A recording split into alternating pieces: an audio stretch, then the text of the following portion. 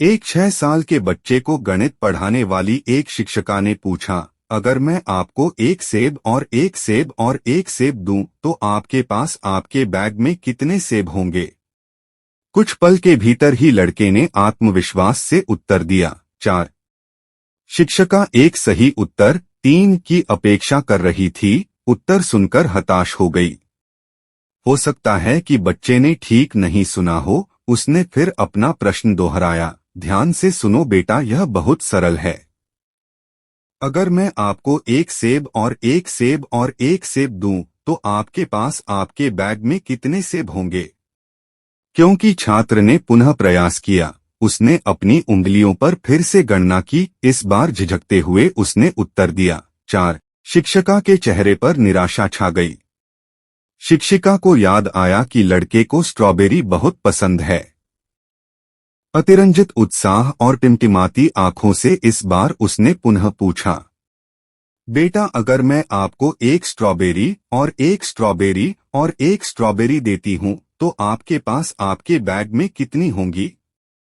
शिक्षिका को खुश देखकर बच्चे पर कोई दबाव नहीं था, लेकिन शिक्षिका पर थोड़ा सा था। वह चाहती थी कि उसका ये नया दृष्टिकोण सफल हो जाए।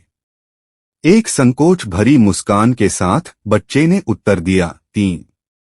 शिक्षिका के चेहरे पर अब विजयी मुस्कान थी। उसका दृष्टिकोण सफल हो गया था।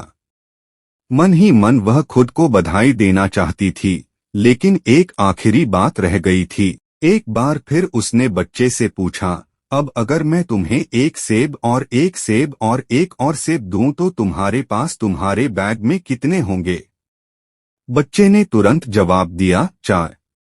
कैसे? मुझे बताओ कैसे? उसने थोड़ी सख्त और चिड़चिड़ी आवाज में मांग की। एक धीमी सी आवाज में जिसमें हिचकिचाहट थी, बच्चे ने जवाब दिया, क्योंकि मेरे बैग में पहले से ही एक सेब है। दोस्तों, इसी प्रकार जब कोई आपको आपकी उम्मीद से अलग जवाब देता है तो यह आवश्यक नहीं है कि वही गलत है। एक ऐसा कौन हो सकता है जिसे आप बिल्कुल भी नहीं समझ पाए हों। हमें विभिन्न दृष्टिकोणों की सराहना और समझना सीखना चाहिए। हम अक्सर दूसरों पर अपना दृष्टिकोण थोपते हैं और फिर सोचते हैं कि क्या गलत हुआ।